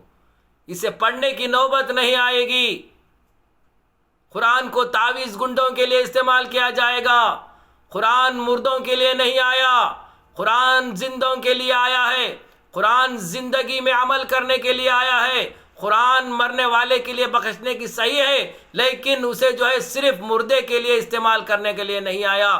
قرآن تعویذ گنڈوں کے لیے نہیں آیا۔ قرآن اللہ کا ایک معجزہ ہے۔ قرآن اللہ کے نبی صلی اللہ علیہ وسلم کی سوانح حیات ہے۔ اللہ کے رسول صلی اللہ علیہ وسلم کے صحابہ نے حضرت عائشہ رضی اللہ تعالیٰ عنہ سے فرمایا، یا عائشہ، اے اماں عائشہ رضی اللہ تعالیٰ عنہ، ہمیں حضور اکرم صلی اللہ علیہ وسلم کے سوانح حیات کے چند لغات بتائیے۔ حضرت عائشہ نے فرمایا، اے صحابہ، قرآن کو اٹھا کر دیکھو، میرے نبی کی سوانح حیات تم کو نظر آئے گی۔ اے مسلمانوں، اپنے گریبان میں جھانک کر دیکھو، تم نے کبھی قرآن کو کھولا ہے؟ تم نے کبھی جو ہے قرآن کی طرف متوجہ ہوئے ہیں؟ میں تمہیں ایک واقعہ بتاتا چلوں۔ سری لنکا کے اندر ایک قریہ تھا، وہاں پر مسلمانوں کی آبادی بہت تھی، لیکن مسجد کا کوئی انتظام نہیں تھا۔ کچھ مسلمانوں نے جم کر جو ہے ایک مسجد کا جو ہے قیام کیا۔ اس کے اندر ایک حافظ قرآن کو جو ہے روزانہ نماز پڑھانے کے لیے جو ہے مقرر فرمایا۔ جب رمضان کا موقع آیا تو کمیٹی والوں نے مل کر اس حافظ کا افطاری کا جو ہے انتظام، ایک مہذب گھر کے اندر جو روزانہ 5 وقت کی نماز کو آتے تھے مسجد کی طرف، ان کے گھر میں جو ہے افطاری اور سحری کا انتظام فرمایا۔ وہ حافظ صاحب روزانہ اس گھر کے اندر جاتے، افطاری کرتے اور سحری کرتے، لوٹ کر آ جاتے۔ ایک دن کا موقع ایسا آیا کہ اس گھر کے اندر کچھ پیسے جو ہے اس تخت کے اوپر رکھی ہوئی تھی۔ اس اللہ والے بندے کی بیوی نے کہا، اے میرے شوہر، میں نے کچھ پیسے جو ہے اس کے اوپر جو ہے تختی کے اوپر رکھی تھی، اب وہ نظر نہیں آ رہے ہیں۔ ہمارے اس گھر کے اندر میرے اور تمہارے علاوہ کوئی اور تیسرا مرد آتا نہیں، صرف اس حافظ صاحب کے علاوہ۔ ان سے ذرا پوچھ کر دیکھنا کہ وہ پیسے کہیں نہ لے کر جائے۔ لیکن اس بندے نے اپنی غیرت کو غیرت سمجھ کر حافظ قرآن پر تہمت لگانے سے باز آ کر جو ہے خاموش رہ گئے۔ دل میں ارادہ کر لیا کہ چلو کچھ پیسے تھے، لے کر لے گئے ہوں گے کچھ ضرورت کے لیے۔ 1 سال کا عرصہ ہوا، ان سے کچھ پوچھا نہیں گیا، اور وہ حضرت اس افطاری اور رمضان کا موقع ہونے کے بعد 1 سال کے بعد وہ جو حضرت تھے، وہ حضرت حافظ صاحب سے بات کرنا منع کر دیے۔ بات چیت بھی ان سے نہیں ہوئی، ملاقات سے بھی نہیں ہوئی۔ ایک دن آیا، ان حافظ صاحب نے ان حضرت سے پوچھا، کیا میرے بندے، تم نے تو مجھے افطاری کروایا، سحری کروایا، لیکن تم نے مجھے 1 سال کے بعد تک جو ہے بات چیت سے جو ہے باز رکھا، بات کیا ہے؟ تو ان کو جو ہے حافظ صاحب کو گھر لے گئے وہ بندے، اور فرمایا، کیا ہے یہ حافظ صاحب، میں نے تمہیں حافظ قرآن مانا، عالم دین مانا، لیکن میں یہ نہیں سمجھتا کہ تم نے ایسا بڑا کام کیا ہو۔ ہم نے جو ہے، میری بیوی نے جو تختے پر جو ہے کچھ پیسے رکھے ہوئے تھے، وہ پیسے جو ہے غائب ہے۔ ہمارے گھر کے علاوہ، میری اور بیوی کے علاوہ تیسرا فرد تم ہی آنا جانا تھا، تم نے تو یہ پیسے لیے ہوئے ہیں۔ تو حافظ صاحب نے کہا ہاں ہاں، آنکھوں میں آنسو آنے لگے۔ فرمایا سنو، جب میں افطاری کے لیے آیا تھا تو جو ہے زور سے آندھی آ رہی تھی، وہ پیسے اڑ کر جو ہے زمین پر بکھر گئے۔ میں نے سوچا کہ ان پیسوں کو اٹھا کر کسی جو ہے تھکے وغیرہ کے نیچے رکھ لوں تو وہ پیسے آپ کو جو ہے دیکھ نہیں پائیں گے، اس لیے میں نے وہ پیسوں کو قرآن مجید کے اندر رکھا، اور وہ قرآن مجید اس تختی پر رکھا ہوا ہے، اس کے اندر رکھا۔ خدا کی قسم، آپ نے 5 وقت کی نماز تو پڑھ لی، 1 سال کا عرصہ ہوا، لیکن تم نے ان قرآن مجید کو اٹھا کر کھول کر بھی نہیں دیکھا۔ اس سے پتا چلا کہ تم نے وہ پیسے قرآن مجید کے اندر میں نے رکھا تھا، لیکن اس لیے کہ میں یہ دیکھنا چاہتا تھا کہ تم نے قرآن کو کیا اہمیت دی ہے، قرآن کو کس حد تک تم پڑھتے ہو، قرآن کو روزانہ کیا پڑھتے ہو یا نہ ہوتے ہو۔ میرے آنکھوں سے وہ حافظ صاحب کی آنکھوں سے آنسو بہنے لگے۔ اللہ اللہ، یہ تو معذب گھرانہ ہے، نماز کا پابند ہے، لیکن قرآن کی اتنی بے حرمتی، 1 سال کا عرصہ ہوا ان کے گھروں کے اندر، نہ تو بیوی قرآن کو اٹھائی، نہ تو شوہر نے قرآن کو اٹھایا۔ یہ سن کر دونوں میاں بیوی خون کے آنسو رونے لگے۔ اللہ اللہ اللہ اللہ، یہ حافظ صاحب ہمیں معاف کر دو، ہم نے قرآن حافظ پر تہمت لگانے کی جو ہے نیت ٹھان لی، لیکن ہم نے قرآن کو نہیں چھوا تھا، یہ بہت بڑا ہم سے گناہ ہو گیا۔ آج ہم توبہ کرتے ہیں، انشاءاللہ آج کے بعد سے روزانہ قرآن شریف کو پڑھنے لگیں گے۔ یہ محترم بزرگوں دوستو، آج امت کا حال ہے، قرآن کو پسے پشت ڈال دیا، اللہ کا عذاب ان پر نازل ہونے لگا۔ اللہ نے ایسے بادشاہ کو مسلط فرمایا جو مسلمانوں کو نچوڑ رہا ہے، مسلمان کی شریعت پر حاوی ہو رہا ہے، مسلمان کی شریعت پر دھاوا بول رہا ہے، مسلمان آج بکھر رہا ہے۔ اللہ کے رسول صلی اللہ علیہ وسلم نے فرمایا قرآن کو سنوارا جائے گا، مسجدیں نقش و نگار کی جائے گی، اونچے اونچے مینار بنائے جائیں گے، شراب پیا جائے گا، شرعی صداؤں کو معطل کیا جائے گا، لونڈی اپنے آقا کو جنے گی، حقوق العباد کا حق ادا کرنے سے محصر رہ جائیں گے، اپنے والدین کی وراثت میں اور بھائی بہنوں کا جو ہے حق مارا جائے گا۔ یہ سب کچھ آج ہماری آنکھوں کے سامنے ہو رہا ہے۔ اس کا نتیجہ اللہ تبارک و تعالیٰ نے مسلمانوں پر یہ عذاب نازل فرمائے۔ میرے محترم بزرگوں دوستو، اسی لیے کسی نے کیا خوب کہا ہے، نہ سمجھو گے تو مٹ جاؤ گے ہندی مسلمانوں، تمہاری داستان تک نہ رہے گی داستانوں میں۔ اب سمجھ جاؤ، اب وقت آ گیا ہے میرے محترم بزرگوں دوستو، گھروں میں بیٹھ کر جو ہے اپنے جو ہے دولت کی آن کرنا، گھروں میں بیٹھ کر یہ خواب دیکھنا کہ ہمیں جو ہے وہ مل جائے گا، عدالت سے یہ مل جائے گا، عدالت ہماری طرف انصاف کرے گی۔ خدا کی قسم، مسلمانوں کی طرف آج کوئی انصاف کرنے کا مرحلہ نہیں ہے۔ آج جس منشا کے تحت تم نے سپریم کورٹ گئے ہیں، وہیں سے بھی وہی صدا آئے گی تمہارے لیے، یاد رکھنا۔ آپ کے سامنے ثبوت ہیں، آپ کے سامنے مثالیں حاضر ہیں۔ بابری مسجد کا معاملہ کیا ہوا، 3 طلاق کا معاملہ کیا ہوا، 370 کا فیصلہ ہمارے حق میں کیا آیا، قرآن پر تہمت لگانے والے کا حق جو فیصلہ ہمارے پر کیا آیا، محمد صلی اللہ علیہ وسلم پر نازیبہ حرکتیں باتیں کرنے والے کے عوض حق سپریم کورٹ نے کیا جو ہے فیصلہ دیا۔ ان تمام باتوں کو مد نظر رکھتے ہوئے آپ حضرات سے میری التماس ہے، میرے طالب و طلبات کے طلبات، اس دنیاوی تعلیم کو ٹھکرا دو، دنیاوی تعلیم کو ٹھوکر مار دو، لات مار دو، آخرت کی آنے والی لامحدود زندگی کو اپنے زندگی میں عملی جامہ پہناؤ۔ تمام مدارسیں تمہاری لیے کھلی ہوئی ہے، حافظ قرآن بنو، مفسر عالم بنو، امر بالمعروف نہیں عن منکر کی علم پیدار ہو جاؤ۔ ایک حافظ قرآن کو روز قیامت اللہ تبارک و تعالیٰ کہے گا جنت کی سیڑھیاں چلتے جا، قرآن کی آیتوں کو پڑھتے جا، روز قیامت حافظ قرآن کے ماں باپ کو موتیوں کا تاج پہنایا جائے گا۔ اس سے بڑھ کر تحفہ تمہارے لیے کیا چاہیے؟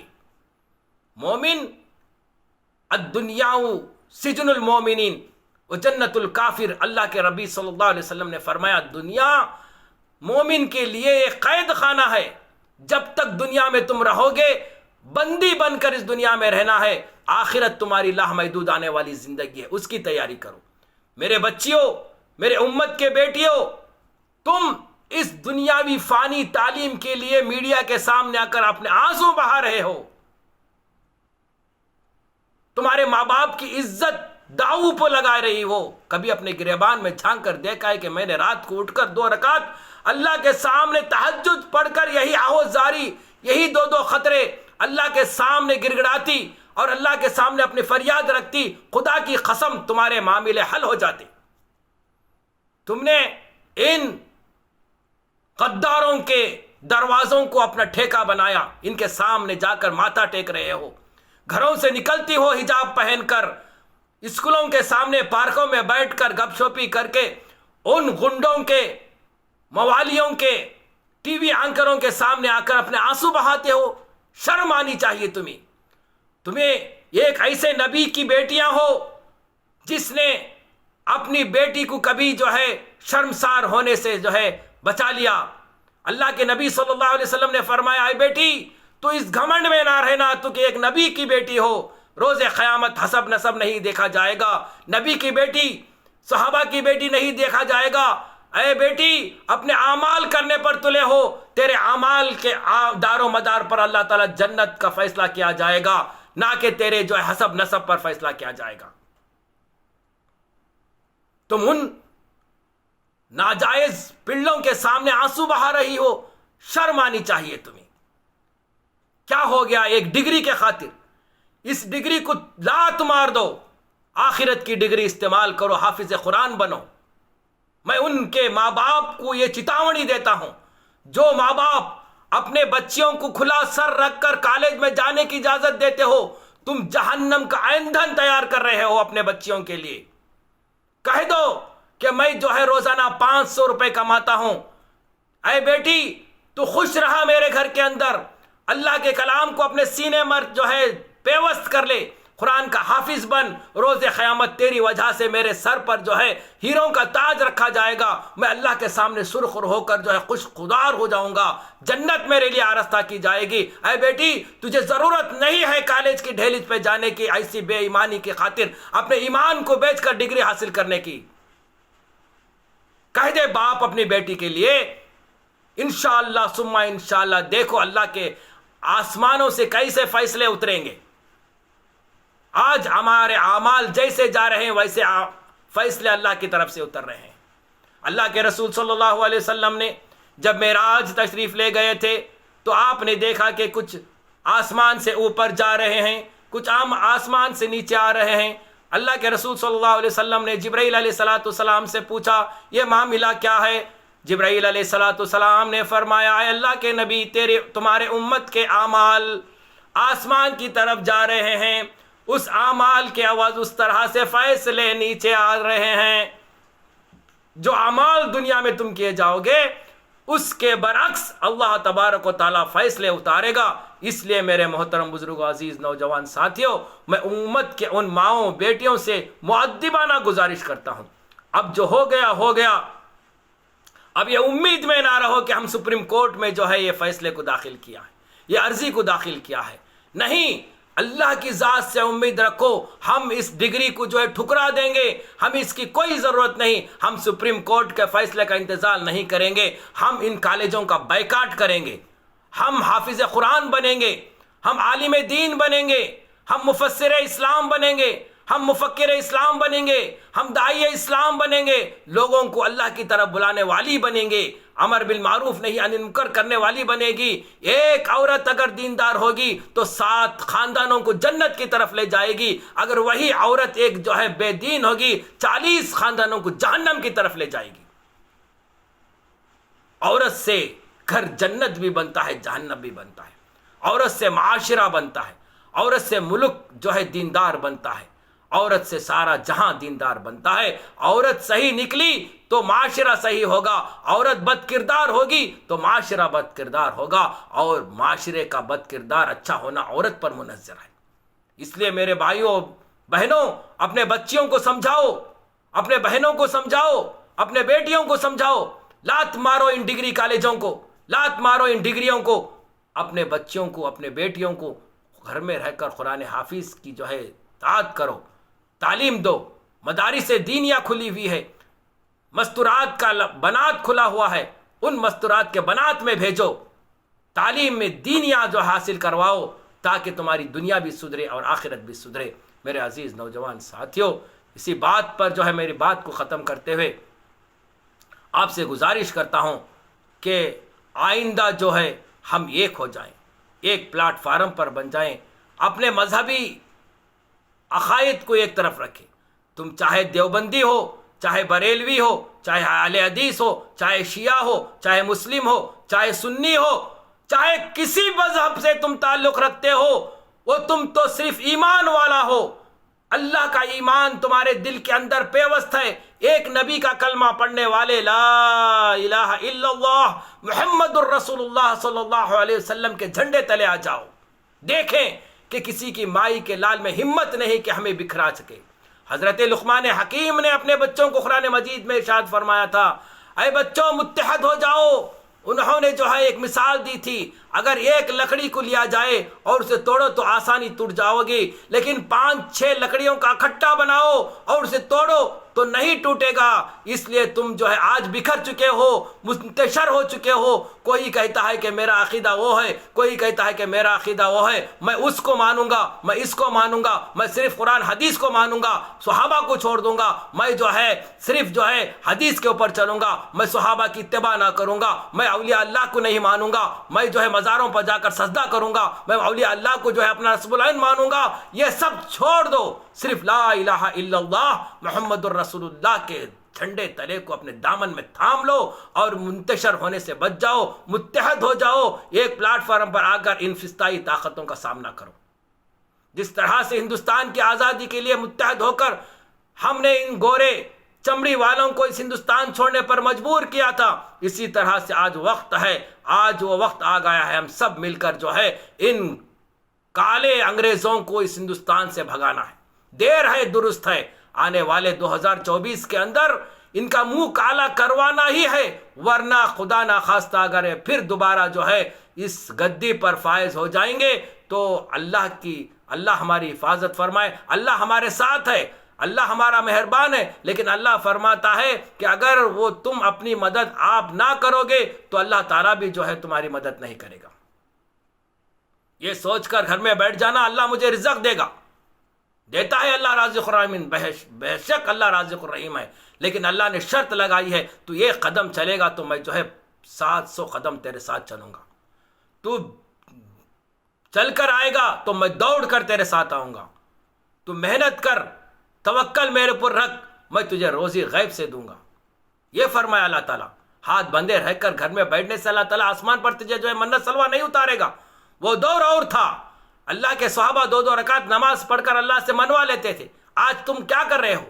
اللہ کا منادی اللہ اکبر کی صدا لگاتا ہے، تم موبائل کے اندر لوڈو کھیلتے ہو، غیر محروم عورتوں کے سامنے بیٹھ کر شب گزاری کرتے ہو. جمعہ کی اذان ہوتی ہے، اللہ اکبر، بچھانا چھوڑ کر اللہ کے مسجد تک دوڑنے کی تمہارے اندر وہ ایمان کی طاقت نہیں. خدا کی قسم روز قیامت تمہارا وہ ایمان جہنم سے بچا کر جنت کی طرف کیسے لے جائے گا؟ آج مسلمانوں کے اعمالوں کی وجہ سے یہ جو ظالم تمہارے پر ظلم کر رہے ہیں. محترم بزرگوں، دوستوں، عزیزوں، نوجوان ساتھیوں، بات طویل ہوتی جا رہی ہے. آپ سے التماس ہے کہ ان سب باتوں کو چھوڑ دو، اللہ کی طرف متوجہ ہو جاؤ، اللہ سے جو ہے دل لگاؤ، اللہ کے حکام، نبی کریم صلی اللہ علیہ وسلم کی سنتوں پر عمل کرو. میری مائوں اور بیٹیوں، گھروں کے اندر نمازوں کی پابندی کرو، تہجد کی پابندی کرو، قرآن شریف کو اٹھا کر روزانہ پڑھو، شریعت کی حدود کے اندر رہو، اور اپنے ایمان کی جو ہے پامالی نہ کرو. ایمان کو بیچ کر جو ہے دنیاوی تعلیم حاصل کرنے کی کوئی ضرورت نہیں. جب ایمان تمہارا داؤ پر لگ رہا ہے تو اس سے جو ہے لات مار دو اور ایمان کی حفاظت کر لو. اور جو ہے میں نے جس طرح سے کہا کہ اس ڈگری کالج کو لات مارو اور جو ہے اپنے لیے اپنے ماں باپ کو خود کہو کہ میں جانے سے جو ہے انکار کرتی ہوں, میں قرآن حافظ بننا چاہتی ہوں اور معلم بننا چاہتی ہوں, مفسر اسلام بننا چاہتی ہوں, داعی اسلام بننا چاہتی ہوں. اگر اس کے ساتھ ساتھ آپ حضرات سے میری گزارش ہے, میرے محترم بزرگوں, عزیز نوجوان ساتھیوں, اپنے بچوں کو ساتھ لے کر اللہ کے راستے میں نکلو. دین تمہارے سمجھ میں آئے گا, صحابہ کی وہ نورانی باتیں تمہارے سمجھ میں آئے گی, صحابیات کا وہ طریقہ تمہارے زندگیوں میں آئے گا. اللہ کے رسول صلی اللہ علیہ وسلم کے صحابہ کے ازواج مطہرات نے اس دین کے خاطر کیا کیا قربانی دی گئی ہے, آپ کی سمجھ میں آئے گا. اس دین کو بچانے کے خاطر, اس توحید کو بچانے کے خاطر ان اللہ کے بندیوں نے اپنے جانوں کو, اپنے مالوں کو سب قربان کر دیا. وہ تمہاری سمجھ میں آئے گا. اللہ کے راستے میں اپنے بچوں کو لے کر نکلو, 3 دن کے لیے, 40 دن کے لیے, 4 مہینوں کے لیے. یہی ایک واحد راستہ ہے جو امت کو جو ہے راست پر لاتا ہے. یہ اپنی ذمہ داری ہے. اللہ نے یہ امت کو جو ہے کام دیا ہے, کام. کنتم خیرہ کہا ہے, تم بہترین امت میں سے ہو کا گھر کر رہا ہے, اسی بنیاد پر کہ تم لوگوں کو اچھائی کی طرف بلاتی ہو, برائی سے روکتی ہو. یہ تمہارا نصب العین ہے, اسے تھامے رکھیں. انشاءاللہ ثم انشاءاللہ اللہ کی ذات سے امید ہے کہ اللہ تعالیٰ ضرور ضرور تمہارے مسائل کو حل کرے گا. دیکھو, ایک بار پرکھو, ایک بار اس جماعت کے ساتھ اس اللہ کے راستے میں نکل کر دیکھو کیسے کیسے جو ہے ایسے ہو گئے, کیسے تھے ویسے ہو گئے. اللہ اکبر, جا کر دیکھو. اچھے جو ہے آج بکھرے پڑے ہوئے ہیں, وہ بکھرے ہوئے موتی انشاءاللہ تار میں بن جائیں گے اور ایک اللہ کو ماننے والے, نبی کی سنت پر جو ہے چلنے والے بن جائیں گے انشاءاللہ. اسی بات پر جو ہے میں اپنی بات کو ختم کرتے ہوئے اللہ تبارک و تعالیٰ سے دعا ہے کہ اللہ تبارک و تعالیٰ ہم سب کو ایمان پر خاتمہ بالخیر عطا فرمائے, ایمان پر جو ہے جمے رہنے کی ہمارے اندر اتحاد فرمائے, متحد ہو کر ان فسطائی طاقتوں کو لڑنے کی ہمارے اندر قوت عطا فرمائے. اور جو ہے اللہ تبارک و تعالیٰ سے امید ہے اللہ تبارک و تعالیٰ آئندہ ہمارے جو ہے تمام مسائل کو حل فرمائے, تمام جو ہے ہمارے جائز مقاصدوں کو پورا فرمائے. اللہ اکبر, اللہ تعالیٰ ہم سب کو ایک اور نیک بنائے. آخر میں آپ حضرات سے گزارش ہے کہ اس ویڈیو کو زیادہ سے زیادہ اپنے خیش و اقارب میں سماعت فرماتے ہوئے اور دوسروں تک جو ہے شیئر کرنے کی جو ہے بھرپور کوشش کریں تاکہ اللہ تعالیٰ آپ کو اس کا اجر ثواب عطا فرمائے. اور جو ہے آخر میں جو ہے آپ کامنٹ کریں کہ میرے الفاظ, کلمات اور جو ہے کیسے لگے, اس کا توازن کہاں تو بھی کچھ چوک بھوک ہوگی. انسان جو ہے کوئی فرشتہ نہیں ہوتا اور جو ہے ماں کے پیٹ سے کوئی معلم بن کر نہیں آتا. کچھ تحریر جو ہے وہ پڑھ کر جو ہے اور جو ہے مطالعہ کر قرآن اور حدیث کا مطالعہ کر بہت ہی محنتوں کے ساتھ یہ ویڈیو آپ حضرات کے سامنے پیش کیا جاتا ہے. اس کی قدردانی کریں اور اس سے غور سماعت فرمائیں اور اپنی رائے بھی پیش کریں. انشاءاللہ آئندہ جو ہے آپ حضرات کے سامنے پھر سے جو ہے دین کی اچھی باتیں آپ حضرات کے سامنے, نئی باتیں دینی اور قرآن و حدیث کے ذریعے سے آپ حضرات کے ساتھ تک پہنچانے کی کوشش کروں گا. اللہ تعالیٰ اس ناچیز کو بھی ہدایت سے نوازے. اللہ اور اپنی دعاؤں میں ہمارا بھی حصہ ہے, ہمارے لیے بھی اس ناچیز کے لیے بھی دعا میں یاد رکھیں. اور آخر میں میری اور التماس ہے کہ میرے امت کی بیٹیاں میڈیا کے سامنے آ کر آنسو نہ بہائیں. پلیز اے اللہ کے بندیوں, اپنی زینت و آبرو کا جو ہے لحاظ رکھیں. آپ جو ہے غیروں کے سامنے آنسو بہانے کے لیے اس دنیا کے اندر پیدا نہیں ہوئے ہیں. آپ خود اپنے باپ کے سامنے کھڑے ہونے کی بھی جو ہے جرات نہیں کرتی.